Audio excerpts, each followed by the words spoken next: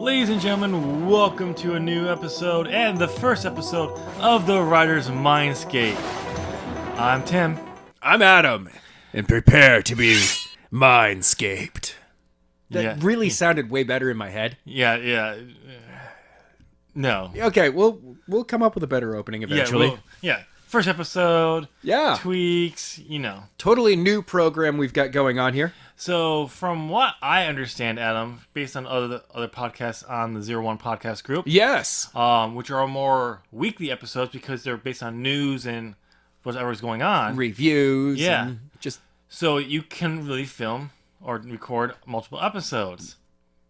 I've done it before. Really? Yeah, it helps when you have episodic TV and you're doing old episodes of stuff. Oh, yeah, that does. That works. Then you could record 2 or 3 of them in a row. Yeah. Go on vacation, come back, realize that you didn't post any of them properly, so you have to go back. Yeah, I'm sorry. Yeah, so this podcast is going to be a little bit different. Yes. We don't need to wait until next week like we do for As the Buckle Turns to see what happens on Raw, SmackDown, and the wrestling world. Yes. We actually can talk. Well, kind of. Yeah. I mean, when I'm able to. Yeah, you do get a little sore throat after that one activity. What are you talking about? I don't know. What you talk about? All right, so ladies and gentlemen, so what we're going to be, the Writers Mindscape is going to be podcast about writing, specifically for the foreseeable future. It's going to be about world building. Yes. This is one of my passions. I love world building a little too much. As it counts, all my current projects, I think I have 57 worlds in the works. Damn. All different stories. Wow. Okay, for me, I have one world that has multiple universes, but really all my rules are the same, and it's really not that good. Just overall, it's kind of a sad existence. So basically, our world. No, it's worse than this. Ooh. Yeah. I'm gonna not say that last thing that came to mind. Thank God. But anyway, so today's episode, we're just gonna talk quickly about me and Adam and I's history with writing. Yes. I'll start off. I've been writing for 18 years. Damn. Wow. Okay. I am currently working on my debut novel again. I've written over 1.5 million words so far. Okay. In that 18 years where I've actually been really writing. I've written throughout my life because in elementary school and all that, I was terrible with spelling, grammar, still am. Not everyone can be the greatest. No.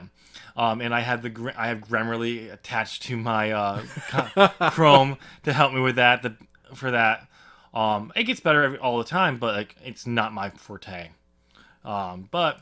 So I'm working on my debut novel. Like I've always said, I have multiple projects in the works, and hopefully within the next 2 years, I will have my first book out. Nice. All right, so for me, personally, the most that I've ever truly written was right now, 9 episodes of a sitcom, which just purely sit inside a folder and they're off to the side. And every time I've ever just pulled that out to show it to somebody else, the jokes are there. It's the delivery every time that people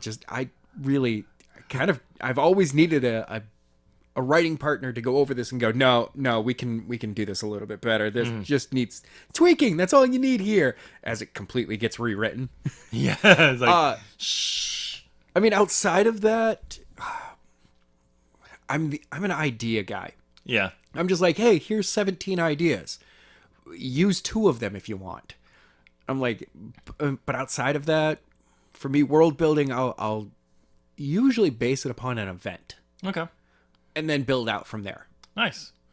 Which is a very common idea. Oh, yeah. I mean, it's the Marvel method. You got, not just that, but it's a starting point. Right. People who have problems starting, pick something. It doesn't matter. Well, I mean, one of the best things about that is also you can have a background thing that tie in secondary stories Yep. that don't tie in with your main story. Yep.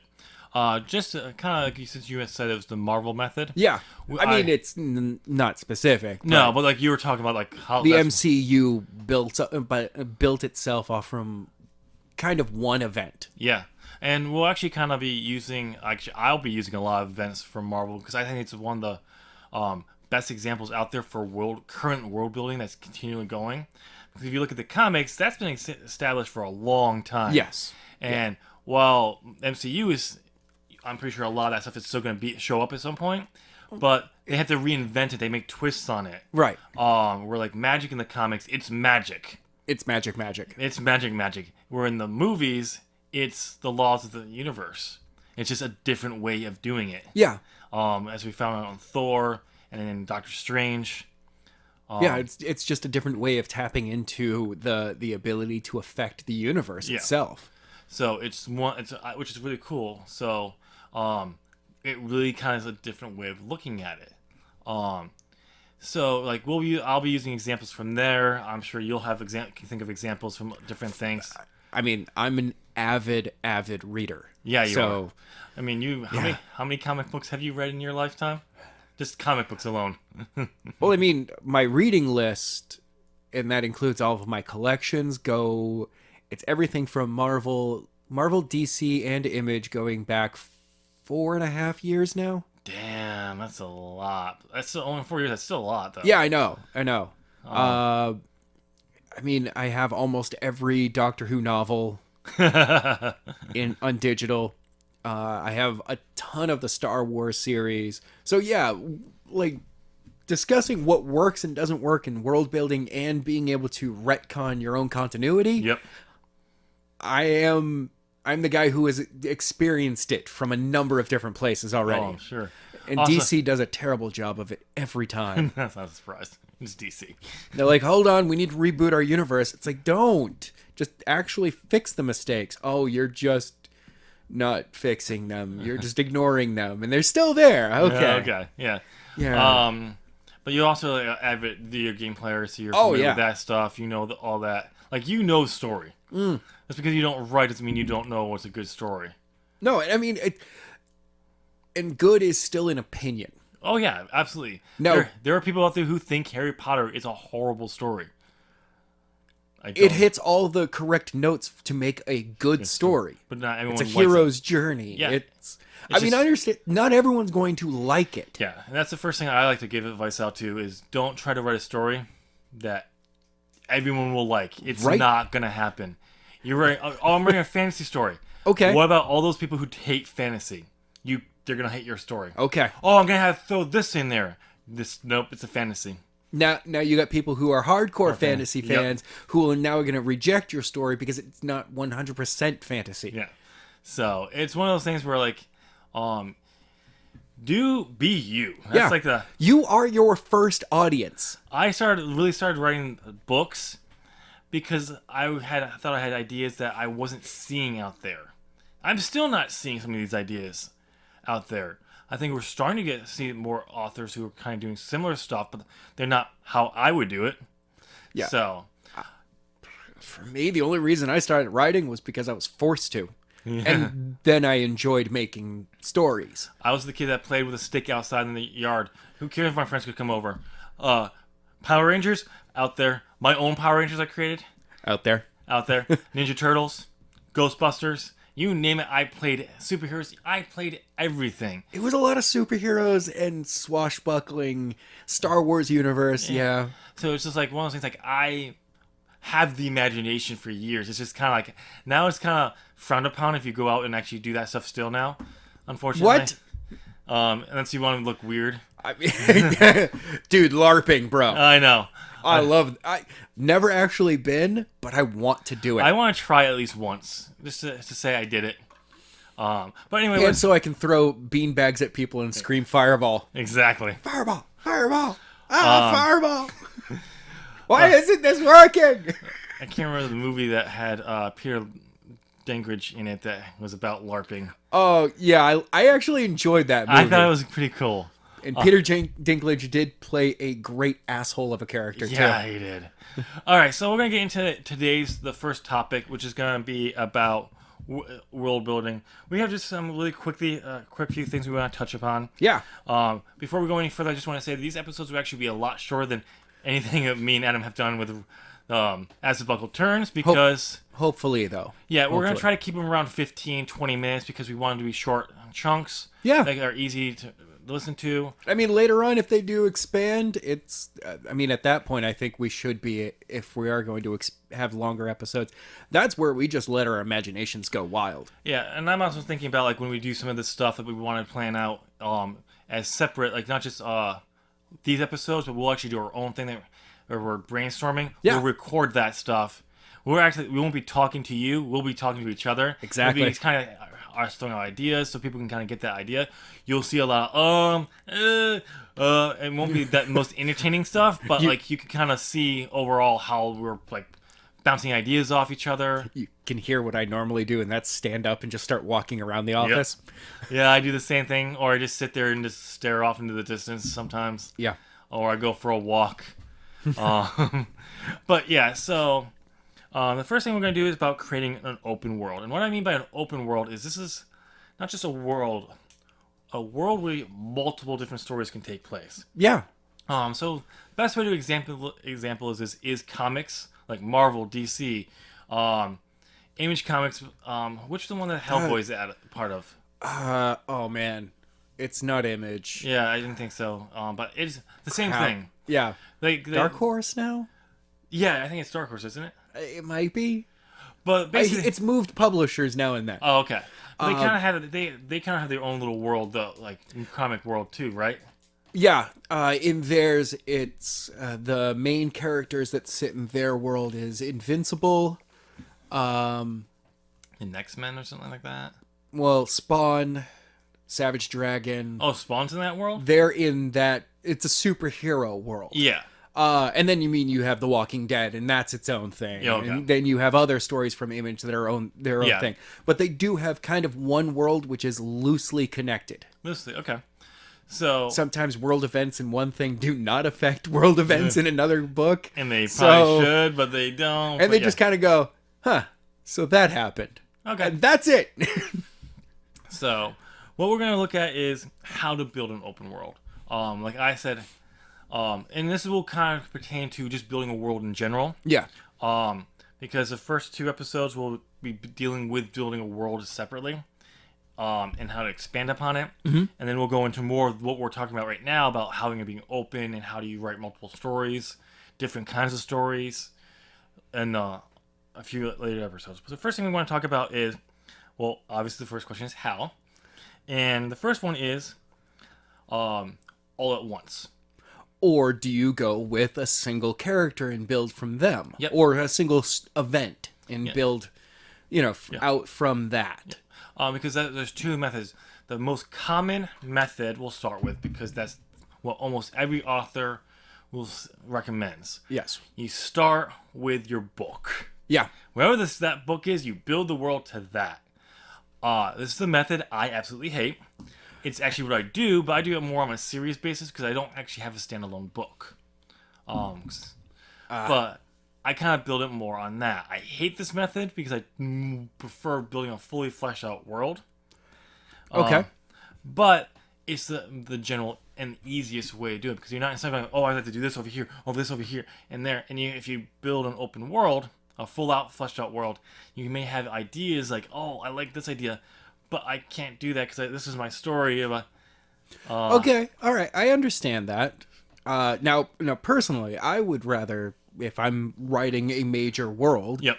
I'm familiarizing myself before I write pretty much anything, who the major key players are. Yep.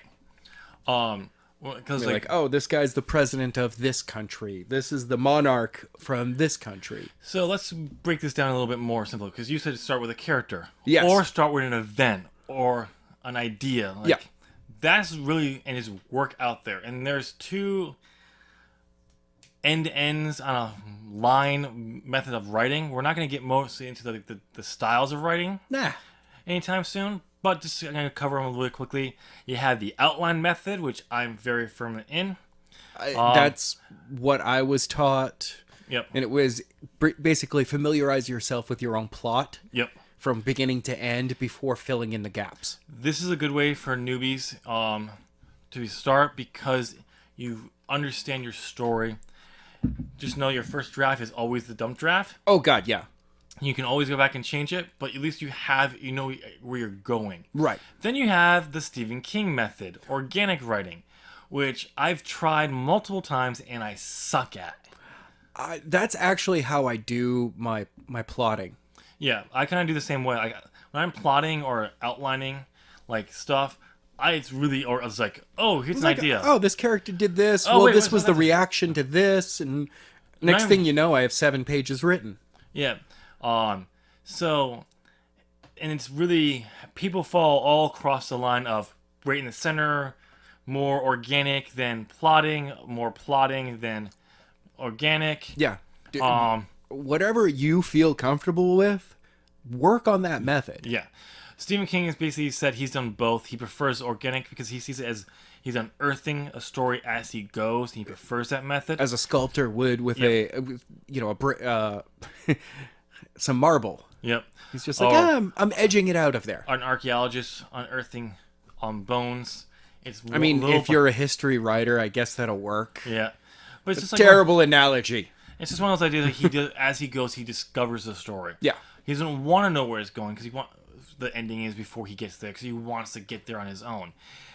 This is definitely harder.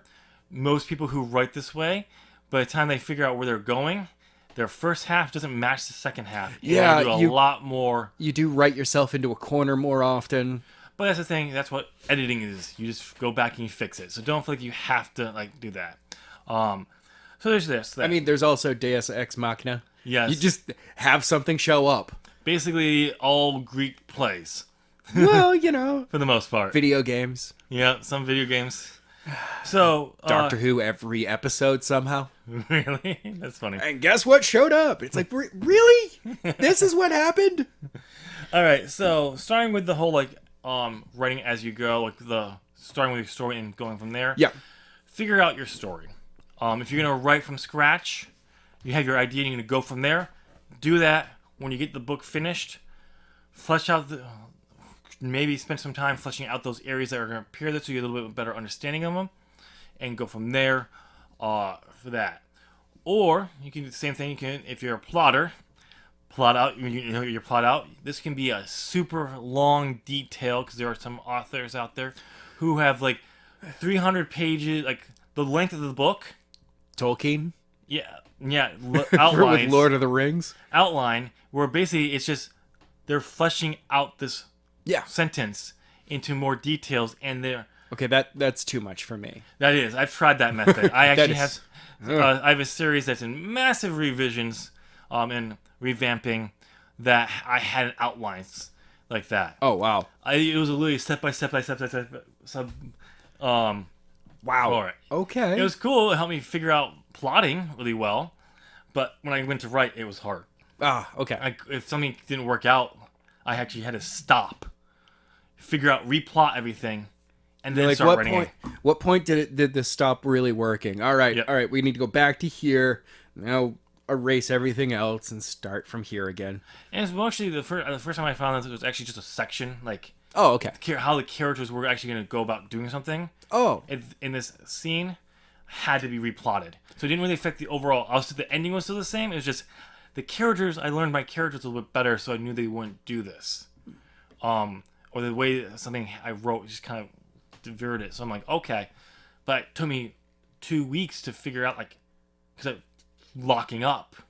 Oh. So that's one of the things you can do, just kind of figure out and then flesh out your world from there. But the main thing is going to be applied for both methods.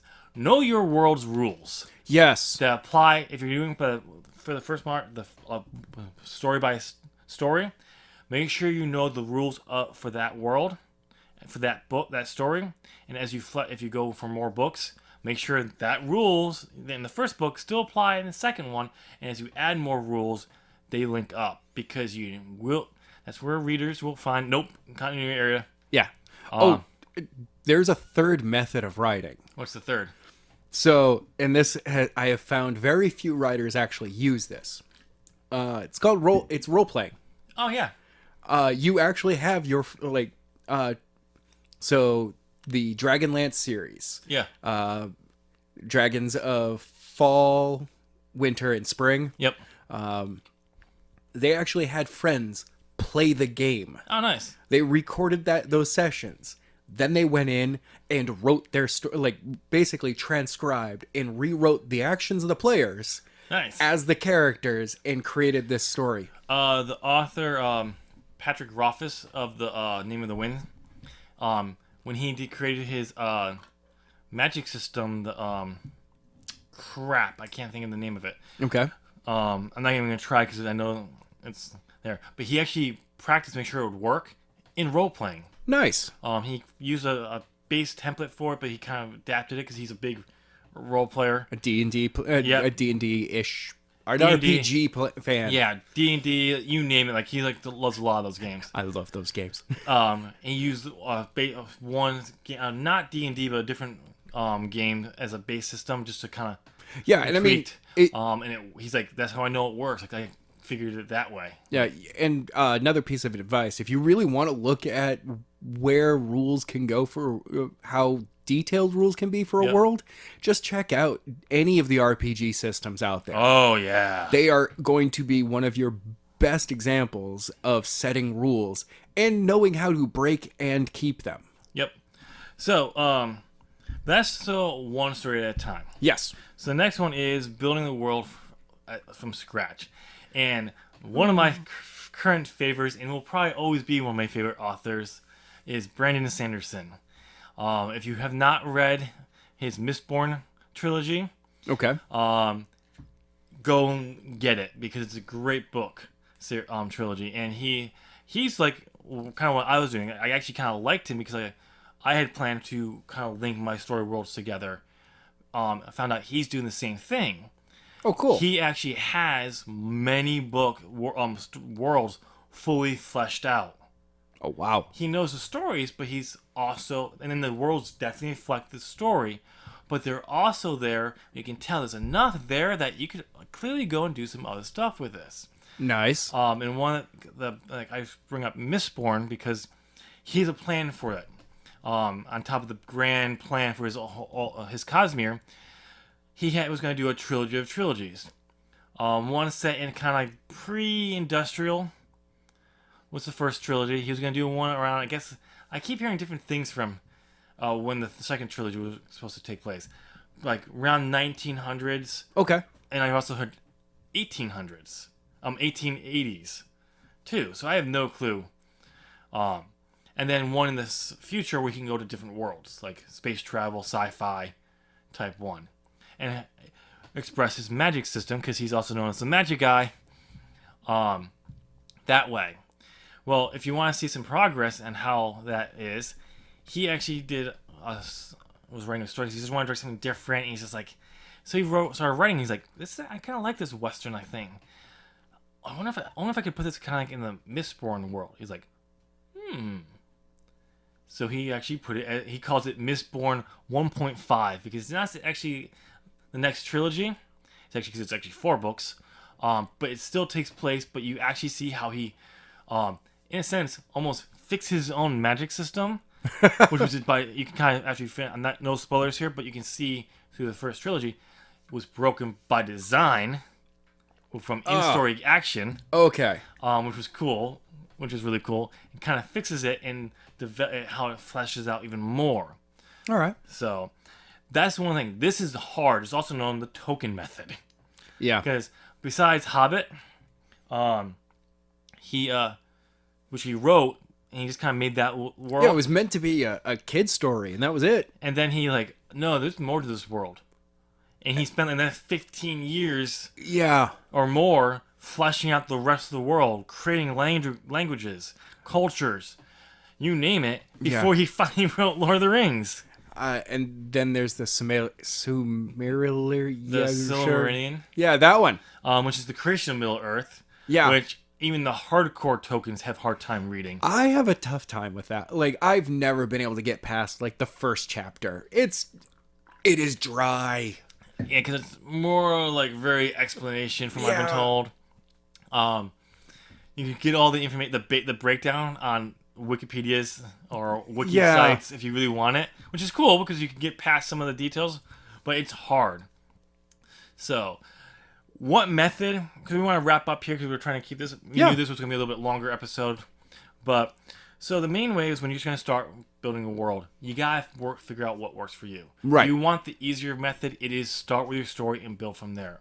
I prefer build the world and then the stories, but I have also trying hard time finding what story I want to put in there then. I mean, yeah, sometimes it's you have the idea for a story and you go, well, can I put this into a world? Yeah. Sometimes it's the opposite. You've built this world and you love this world and you're like, hey, I'm going to dig deep. What kind of stories are going on in here? You might find one street in the middle of one random city that you're like, that dude, I want to tell his story. There you go. So it's really figure it out. I recommend starting with the easier method. Yeah. If you're new, you've never written anything, this is the best way to start learning. Also, learn the damn craft. Get everything you get your hands on that's written about writing. Yeah. It will help you in the long term for the writing element, but also help you with building your world. Also, don't write to. I mean, you are your first audience, but don't write to just yourself. Yes. If you write just to yourself, no one's going to buy your books. You're going to love it. It's going to be great. It's going to have so many inside jokes. That only but you are the only one who will understand it. Yes. So, well, that's our podcast. Tune in next week where we'll talk about expanding your world once you've started. And we'll continue with the topics of once you've already created from scratch and you can building a sequel or something like that, and then on top of something you've already built the entire world and how to reveal it. Yeah. All right. Thanks for tuning in. Subscribe. Yes. Comment down in the comments of what you think of what we were saying, your thoughts on this. Yeah. And notifications. Thank you. I knew you were gonna miss. You were almost gonna miss one. I was looking for. That was the first one I was trying to get to. I was like, okay. Hey, that's not it. It's subscribe then notify. Yeah, there we go. All right. So thanks. Wow. Thanks. I'm all over. Okay, we're ending.